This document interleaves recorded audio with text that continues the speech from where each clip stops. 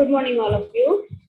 हम लोग संधि पढ़ रहे थे। संधि में कल आपने देखा था कि संधि 3 प्रकार की होती है, स्वर संधि, व्यंजन संधि और विसर्ग संधि। ठीक है, उसके बाद हमने पहला देखा था इसके अंदर स्वर संधि कि स्वर संधि क्या होती है और स्वर संधि के कितने प्रकार होते हैं। तो हमने स्वर संधि के बारे में पढ़ा था और स्वर संधि के कितने प्रकार होते हैं, 8 प्रकार होते हैं, और इसके बारे में कल हमने पढ़ लिया था। आज हम व्यंजन संधि पढ़ेंगे। क्या पढ़ेंगे? व्यंजन संधि पढ़ेंगे, जिसको हल संधि भी कहा जाता है। क्या कहा जाता है? हल संधि भी कहा जाता है। ठीक है,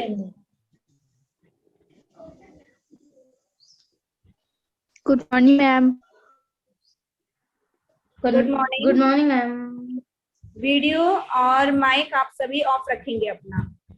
यस ठीक है, मैम। कृपया साहू माइक ऑफ कर दीजिए। आगे आप देखेंगे हम व्यंजन संधि की बात कर रहे हैं, जिसको हल संधि भी कहा जाता है। अब व्यंजन संधि कैसे हम पहचानते हैं, देखिए। व्यंजन के बाद व्यंजन अथवा स्वर आने पर इसके मेल से विकार होता है, उसे व्यंजन संधि कहते हैं। कोई भी मुझे बताएगा कि स्वर और व्यंजन क्या होता है? हमने अनाराम वर्णमाला पढ़ी है, तो वर्णमाला में स्वर और व्यंजन किसे कहते हैं?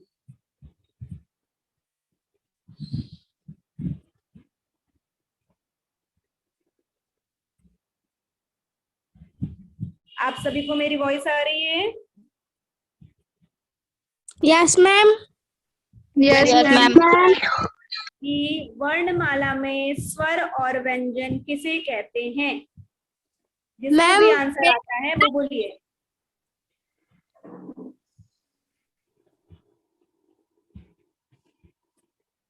बोलिए।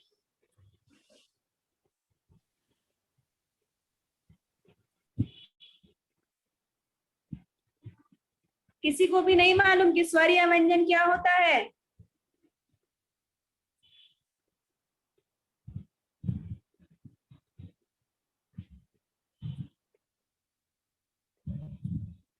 मेरी वॉइस आ रही है ना?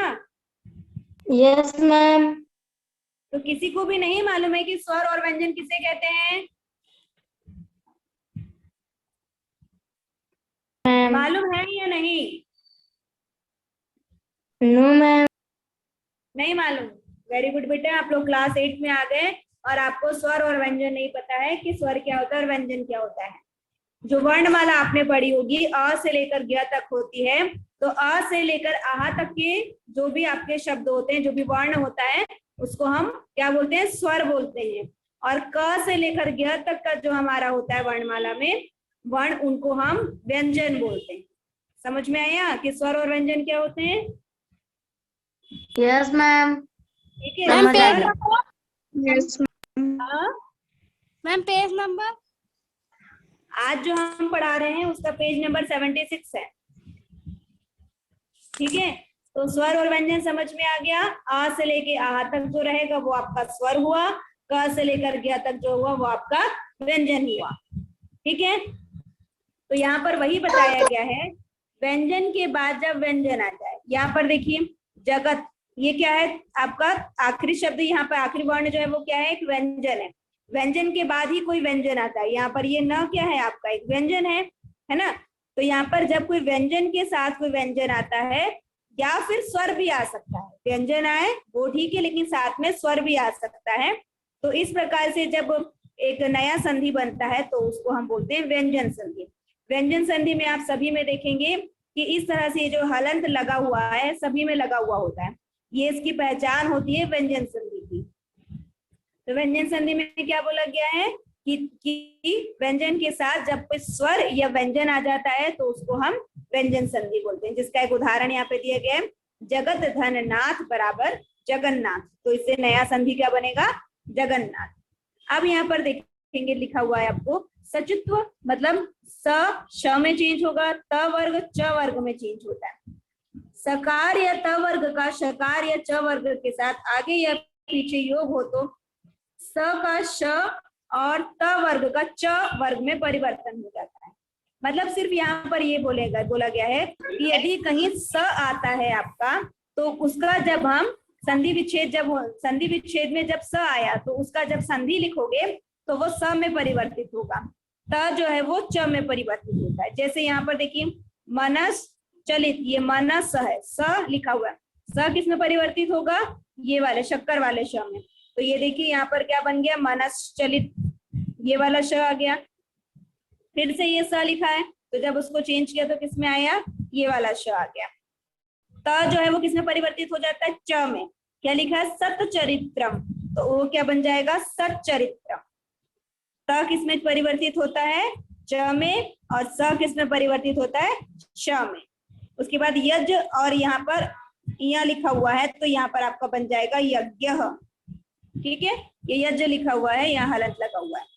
ठीक है, तो सभी को व्यंजन संधि में पहला समझ में आया कि सचित्व क्या होता है। आगे देखते हैं। अब हम देख रहे हैं यहाँ पे शटुत्व। क्या देख रहे हैं, शटुत्व। इसमें स जो है वो ये वाले श षटकोण वाला जो होता है उसमें परिवर्तित होता है, और त जो है वो ट में परिवर्तित होता है। ठीक है, जैसे यहाँ पे क्या लिखा है, रामस षष्ठ, तो किसमें बदल जाएगा, रामष्ठ। ये वाला स जो है किसमें परिवर्तित हो जाएगा, षटकोण वाले स में, तो ये क्या बन गया, रामष्ठ। धनुष टंकार, तो क्या बन गया, धनुष्ट टंकार। ये जो है ये वाला स ये वाला स में परिवर्तित हो गया। इष्ट, तो ये क्या बन गया, इष्ट। तत् धन टीका, तो क्या बन गया, तट्टिका। त जो है किसमें परिवर्तित हो जाता है, ट में। लिखा है ना, त वर्ग किसमें परिवर्तित होता है, ट में।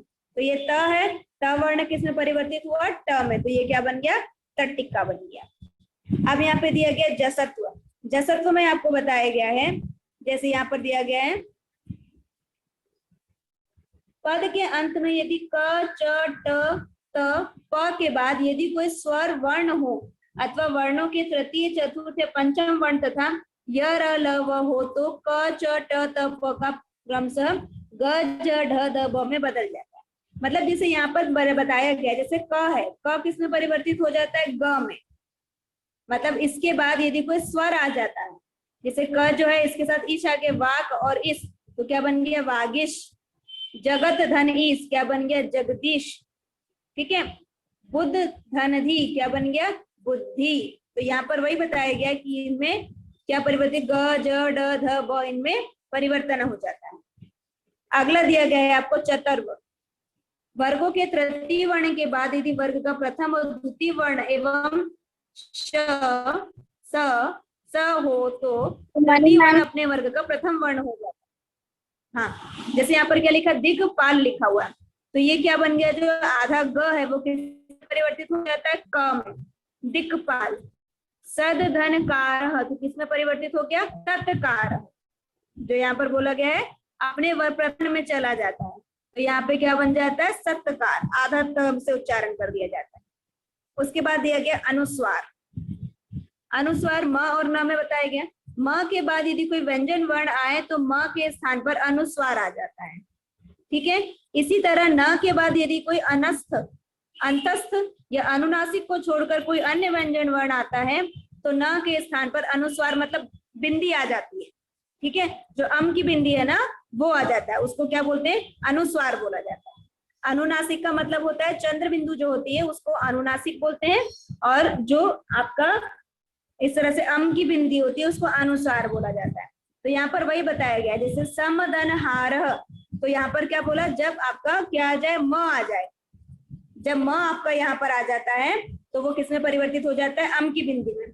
समधन हारा, तो क्या लिखेंगे, संहार, संहार, अम की बिंदी आ गया। यशान धनसी, तो क्या बन गया, यशांसी। ये सिर्फ म और न के लिए है। जब म या न में से कोई वर्ड आ जाता है, कोई आपका वर्ण आ जाता है तो वो अम की बिंदी में परिवर्तित हो जाता है। जैसे यहाँ पे लिखे म आया है तो फिर भी ये अम की बिंदी में आ गया, न आया है तो भी अम की बिंदी में आ गया। समधन योग संयोग और मन धन शते मनस्यते। ठीक है, तो ये सिर्फ म और न के लिए प्रयोग किया जाता है। जब आपका यहाँ पे आखिरी वर्ण जो है म या न आ जाए तो वो अम की बिंदी में परिवर्तित हो जाते हैं, इसको अनुस्वार बोला जाता है। समझ में आ गया सबको इतना? Yes ma'am. आगे देखते हैं परस वर्ण। अनुस्वार पंचम वर्ण। यदि अनुस्वार अम के बाद यदि स्पर्श वर्ण क से म तक हो तो अनुस्वार के स्थान पर स्पर्श वर्ण के वर्ग का पंचम वर्ण आता है। यहाँ पर आपको सिर्फ ये बोला गया है कि अनुस्वार के बाद यदि क से म तक का कोई भी वर्ण आ जाए, ठीक है, तो यहाँ पर क्या बोला है, स्पर्श वर्ण के पंचम वर्ण में आ जाता है, मतलब वो आधा वर्ण आ जाता है। जैसे क्या लिखा है, समय अम की बिंदी तोष, ये अनुस्वार लग गया है और उसके बाद क से लेकर म तक का कोई भी वर्ण आ गया तो वो आधा न में, मतलब आधे वर्ड में आधा जो वर्ण होता है उसमें परिवर्तित। जैसे संतोष, तो यहाँ पर देखिए आधा न आ गया, अंकित आधा क आ गया, संपूर्णम आधा म आ गया, शांत आधा न आ गया, तो इसको क्या बोला जाता है, अनुस्वार पंचम वर्ण। समझ में आ गया। अगला दिया गया लत्व, मतलब त वर्ग ल। यहाँ पर आपको क्या बोला गया है, जैसे त जब आ जाता है आपका और उसके बाद में यदि ल जैसे शब्द आ गया, ल वर्ण आ गया तो वो आधे वर्ण के साथ ल के साथ बन जाता है। जैसे तत् धन लीन, क्या बन गया, तल्लीन। उत धन लंघनम, तो क्या बन गया, उल्लंघनम। महान धन लाभ, तो क्या बन गया, महालाभ। मतलब इसमें जो दूसरा आपका वर्ण है वो क्या होना चाहिए, लश यदि आ जाता है तो वो आधे ल के साथ परिवर्तन हो जाता है उसका, तो इसको बोलते हैं तवर्ग ल, मतलब त के साथ ल का परिवर्तन होना। इतना सबको समझ में आया, सभी को समझ में आ रहा है। Yes, ma'am. हाँ, Yes, ma'am. अगला देखते हैं। हाँ, आगे देखिए, आगे दिया गया है छत्व। छत्व में बोला गया स परिवर्तित होता है छ में। किसमें परिवर्तित हो जाता है, स जो है वो छ में। और इसके बताया गया अंतस्थ वर्ण में क्या होना चाहिए, र य र ल व हो जाता है तो स के स्थान पर छ आ जाता है। स के स्थान पर क्या आ जाएगा, छ आ जाएगा। जैसे यहाँ पे क्या लिखा, सत शास्त्रम, तो क्या बन जाएगा, सत छात्रम। यहाँ पर ये जो स है किसमें परिवर्तित हो गया, छ में। तत् धन श्रुत्वा, तो किसमें परिवर्तित हो गया, तच्छ्रुत्वा। यहाँ पर ये जो इस तरह से स जो लिखा होता है वो किसमें परिवर्तित हो जाता है, छ में, तो ये छ में आ गया। उसी प्रकार यहाँ पे दिया च का आगम। च में देखते हैं, यदि हर्ष स्वर के बाद यदि छ आए तो छ के पहले त का आगम होकर उससे सचित्व च हो जाता है, किंतु पद के अंत में दीर्घ स्वर के बाद छ आने पर विकल्प से त से च का आगम हो जाता है। मतलब यहाँ पर आपको क्या दे रहा है, जैसे परिच्छेद दिया है तो ये किसमें परिवर्तित हो जाता है, सचित्व में परिवर्तित हो जाता है। सचित्व का मतलब च, आधा च वर्ण इसके अंदर आ जाता है। परिच्छेद, तो क्या बन गया, परिच्छेद। अनुच्छेद, तो ये इसमें आपका देख रहे हैं च वर्ग आ रहा है, अनुच्छेद। लक्ष्मी छाया, तो लक्ष्मिष्ठ छाया, आधा च वर्ण आ रहा है इसलिए इसको च का आगम बोला जाता है। अगला Yes, ma'am. अनुनासिक वर्णों का आगम, कुछ बोल रहा है कोई,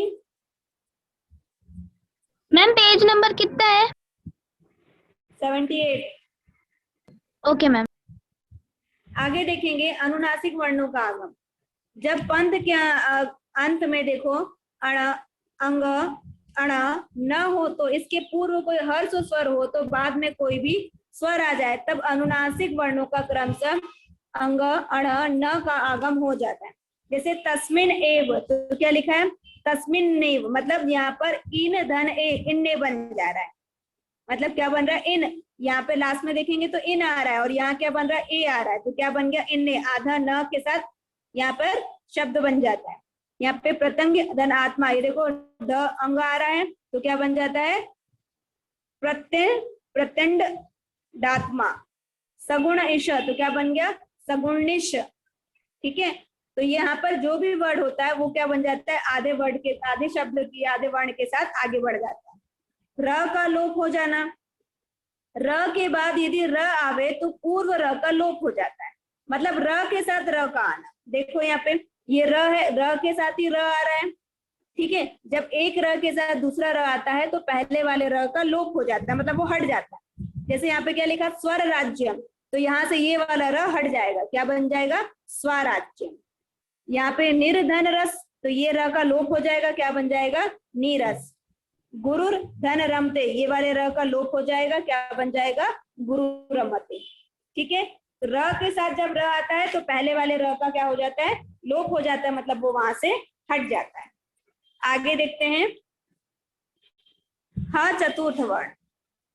यदि वर्गों के प्रथम, द्वितीय, तृतीय या चतुर्थ वर्ण के उपरांत ह आए तो वह अपने पहले वर्ण के वर्ग का चतुर्थ वर्ण बन जाता है। जैसे वाग धन हरि, तो क्या बन जाता है? वाग्यगरी। मतलब यहाँ पर जो वर्ड रहता है ना, वो द्वितीय चतुर्थ वर्ण का उपरांत ह आने पर, इसके बाद यदि जस्ट ह आता है तो ये वाला पहला वाला वर्ण जो होता है वो आधे में परिवर्तित हो जाता है। उत धन आर, उद्धार। तत् धन हितम, तद्दितम। तो यहाँ पर क्या हो रहा है? उसके आधे वर्ण के साथ ये जुड़ जाता है। आगे देखते हैं शत्व विधान। शत्व विधान में आपको बोला गया है ई, उ, री, ए, ओ, औ तथा क वर्ग के बाद आदेश या प्रत्यय के स को श हो जाता है। यहाँ पर आपको देखो, जैसे छोटी ई की मात्रा के साथ सु आ रहा है, स आ रहा है, तो ये क्या बन जाता है? हरिशु, ये बन गया। ठीक है। साधु धन सुप, सु आ रहा है इसके साथ ही, मतलब यहाँ पर जो दूसरा वर्ण है वो क्या हो रहा है? सु बन रहा है। सब में समय छोटा की मात्रा आ रही है, तो ये इस तरह से बन जाता है साधु शु। मतलब ये वाला स जो है इस समय परिवर्तित हो जाता है। यहाँ पे लिखा कर्तृ, तो यहाँ पे सुप क्या बन गया?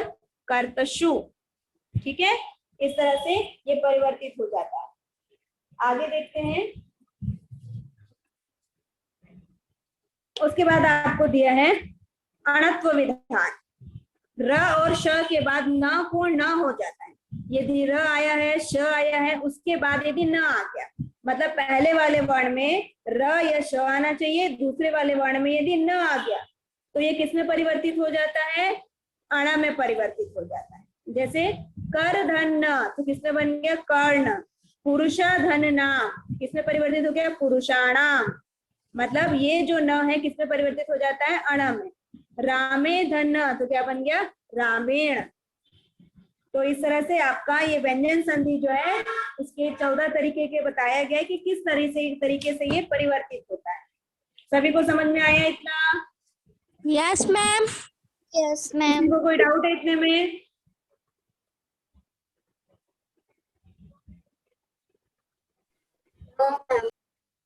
कोई डाउट है किसी को? No ma'am. No ma'am. सभी को समझ में आ गया है? Yes ma'am. यस ठीक है। मैम।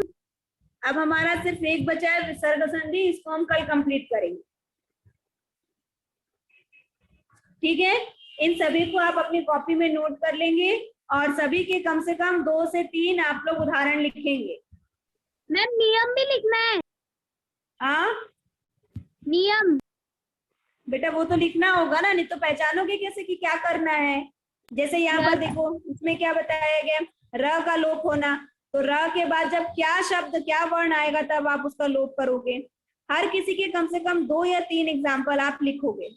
पूरे लिखने की जरूरत नहीं है, लेकिन कम से कम 2 एग्जाम्पल तो होने ही चाहिए। Okay ma'am. ठीक है। Okay ma'am. हाँ, और किसी को कोई डाउट है? संधि बेटा ये आपको इस साल भी है, आने वाले साल में 9, 10 सब में आपको संधि पढ़नी होगी, तो संधि को आप लोग बहुत ध्यान से पढ़ेंगे। ठीक है, और याद भी करना है इसको। Yes ma'am. ठीक है, तो मैं व्हाट्सएप पे इसके नोट्स आप लोग को सेंड कर दे रही हूँ, आप लोग इसे अपनी कॉपी में लिख लेंगे। मैम। हाँ मैम ये जो कारक वाला आप भेजे थे उसको मैं लिख कौन ली सा तो वाला? कारक कारक, हाँ तो मैम उसको सेंड कर दूं मैं व्हाट्सएप पे? हाँ, मैं तो आपको बोलती हूँ बेटा कि आज जो पढ़ाया है उसे कल सेंड कर दिया करो। यस मैम, मैं कर दे रही हूँ, आप चेक कर देना। हाँ, जैसे आज मैंने ये पढ़ाया है तो इसके नोट्स कल जब हमारी क्लास हो जाती है ना, तो 11:30 बजे के बाद आप लोग अपने नोट्स जो है जो लिखे हैं उसको सेंड कर दिया करें, ताकि हम चेक कर सकें। Okay ma'am. ठीक है, ओके। ओके।